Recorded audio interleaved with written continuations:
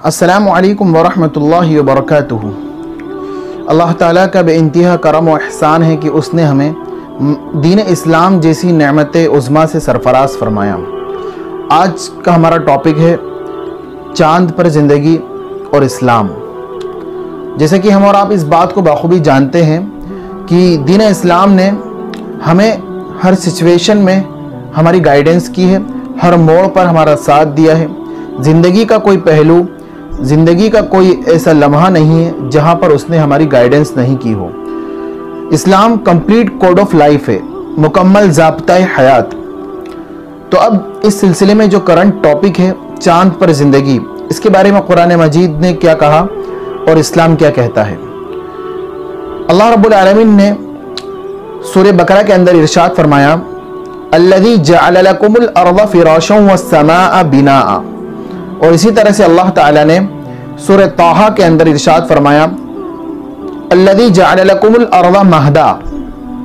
वैसे तो बहुत सारी दलील हैं, लेकिन ये दो दलील को देखिए जिसमें अल्लाह ताला इरशाद फरमाता है कि जो ज़मीन है इसको इंसानों के बसने के लिए बनाया है, ज़मीन को हमने बिछौना बनाया है, और आसमान को छत, और ज़मीन को अल्लज़ी जअल लकुमुल अर्ज़ फ़िराशन वस्समाअ बिनाअ, कि अल्लाह ताला ने आसमान को छत बनाया और इसी तरह से अल्लाह ताला ने ज़मीन को क्या बिछौना, यानी हमारे लिए रहने के लिए बनाया है।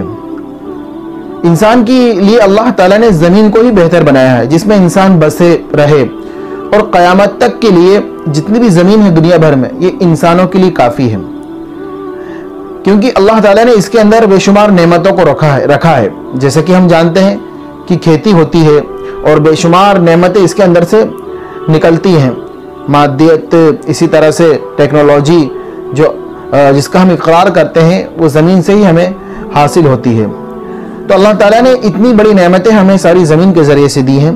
तो रहा मसला अब चाँद का, कि अगर हम लॉजिकली भी देखें, जैसे कि साइंस का एक बुनियादी उसूल है कि उसमें लॉजिक को बहुत ही ज़्यादा दखल है, तो देखें तो चाँद पर ज़िंदगी का ये भी फितरत के ख़िलाफ़ है, कुदरत के ख़िलाफ़ है। जब अल्लाह ताला ने इंसानों के लिए ज़मीन को बनाया बसने के लिए, रहने के लिए, उसमें जो भी उनके लिए एग्रीकल्चर है और तमाम ज़रूरत के सामान हैं ये ज़मीन के लिए हैं।